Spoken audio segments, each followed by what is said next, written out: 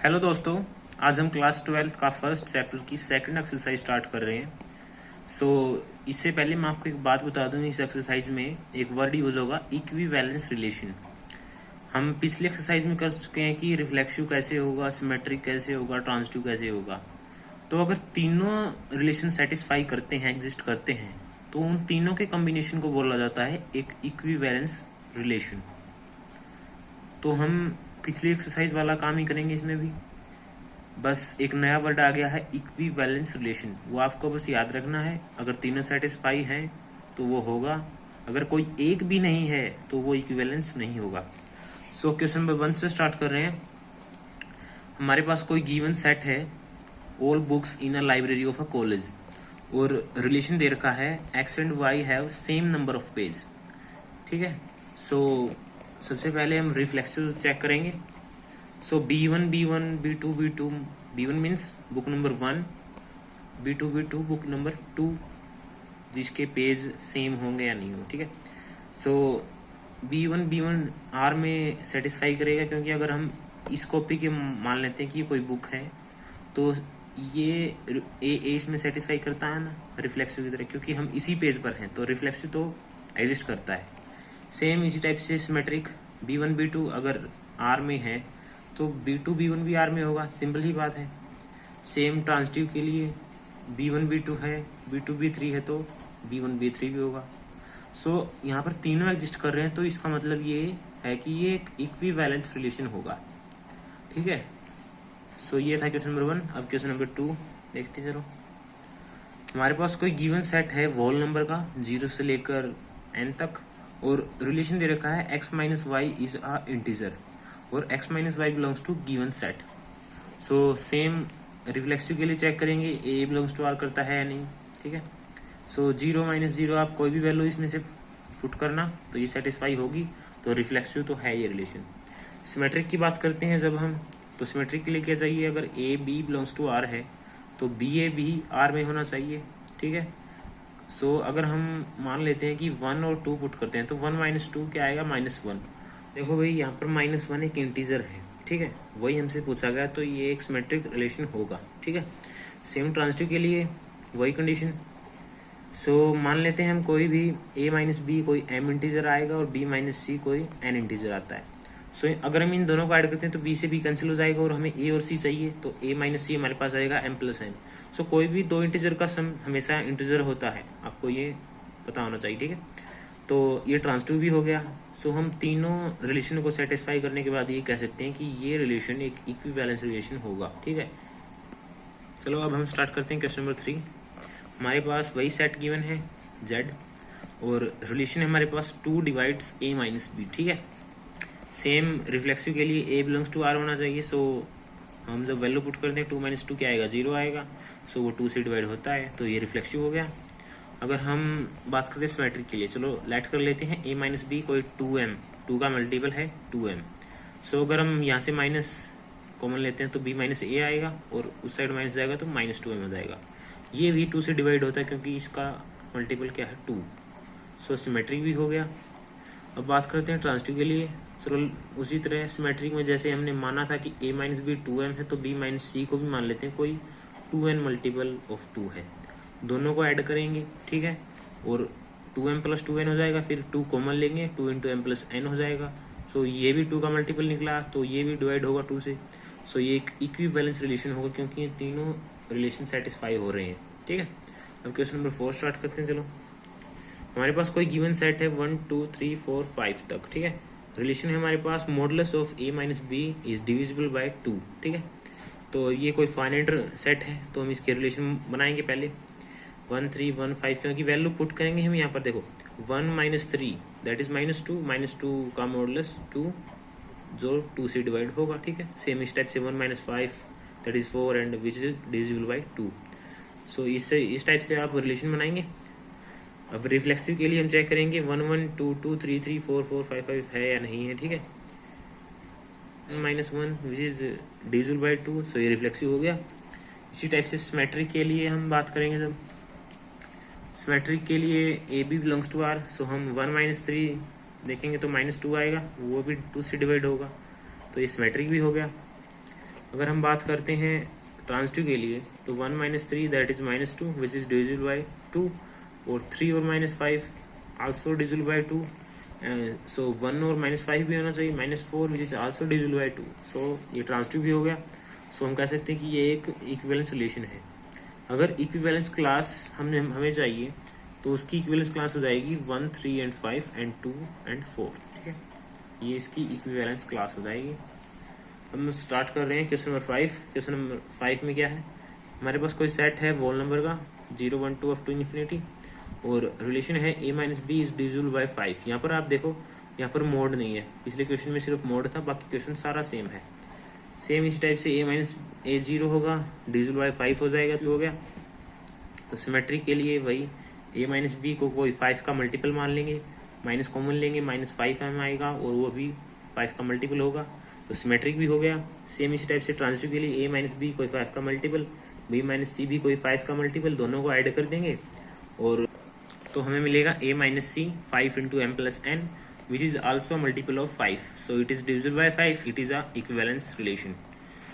Same इसी type से question number 6 देखते हैं। चलो, हमारे पास सेट है ये z और रिलेशन दे रखा है x - y is divisible bye n, ठीक है। सो रिफ्लेक्सिव के लिए वही a - a 0 आएगा, ये सो n से डिवाइड होगा, तो ये रिफ्लेक्सिव हो गया। सिमेट्रिक के लिए वही a - b को कोई n का मल्टीपल मानेंगे, b - a minus of n के आएगा which is also divisible by n, so it is a symmetric relation. Transitive के लिए वही a - b को n का मल्टीपल, b - c को n का मल्टीपल, दोनों को ऐड कर देना, आपके पास a - c आएगा और वो भी एक n का मल्टीपल होगा, ठीक है। तो ये ट्रांजिटिव भी हो गया, तो हम कह सकते हैं कि ये एक इक्विवेलेंस रिलेशन होगा। सेम क्वेश्चन नंबर 7, हमारे पास कोई गिवन सेट है z और रिलेशन है a + b is a even number, ठीक है। सो इवन नंबर का मतलब क्या है, वही ये 2 से डिवाइड होना चाहिए। इवन नंबर तो वही होता है ना जो 2 से डिवाइड है। सो a + 8 दैट इज 2a, तो ये एक इवन नंबर है, तो ये 2 से डिवाइड होगा, सो ये रिफ्लेक्सिव तो हो गया। तो सिमेट्रिक के लिए अगर a + b मान लेते हैं, 2m टाइप का कोई नंबर है, सो आप इसको रिवर्स कर दो, b + a सेम ही बात है, 2m होगा which is also multiple of 2, so symmetric हो गया। ट्रांजिटिव के लिए हम मानेंगे a + b को कोई 2m और b + c को 2n, दोनों को हम ऐड कर देते हैं, a + 2b + c = 2 × m + n आएगा। 2b क्या है, कोई इवन नंबर है, सो a + b भी क्या हो गया, a + c सॉरी, वो भी एक इवन नंबर हो गया, ठीक है। ये भी एक इक्विवेलेंस रिलेशन होगा क्योंकि ये ट्रांजिटिव भी हो गया, रिफ्लेक्सिव भी और सिमेट्रिक भी। सेम इस टाइप से क्वेश्चन नंबर 8, हमारे पास गिवन है कोई relation such that a b belongs to r × r and a² + b² that is equal to 1, और सेट है रियल नंबर।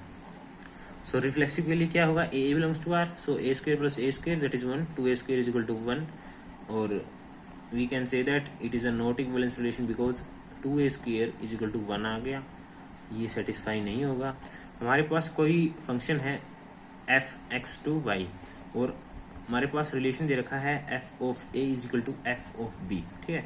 सो हम रिफ्लेक्सिव के लिए चेक करेंगे f(a) is equal to f(a), सो ये सेटिस्फाई हो गया, तो ये रिफ्लेक्सिव तो हो गया। तो अब हम चेक करते हैं सिमेट्रिक के लिए, f(a) f(b) के बराबर है, तो सिंपली बात है f(b) भी f(a) के बराबर होगा, ठीक है। सो ये सिमेट्रिक रिलेशन भी हो गया।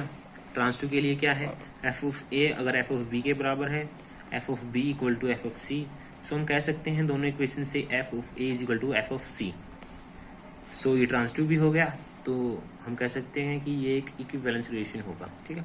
अब देखते हैं क्वेश्चन नंबर 9। देखो, हमारे पास क्वेश्चन नंबर 9 में क्या है, कोई फंक्शन है all triangle in a plane, ठीक है, कोई सभी ट्रायंगल एक प्लेन में, गिवन रिलेशन क्या है, इज कॉन्ग्रुएंट टू, ठीक है।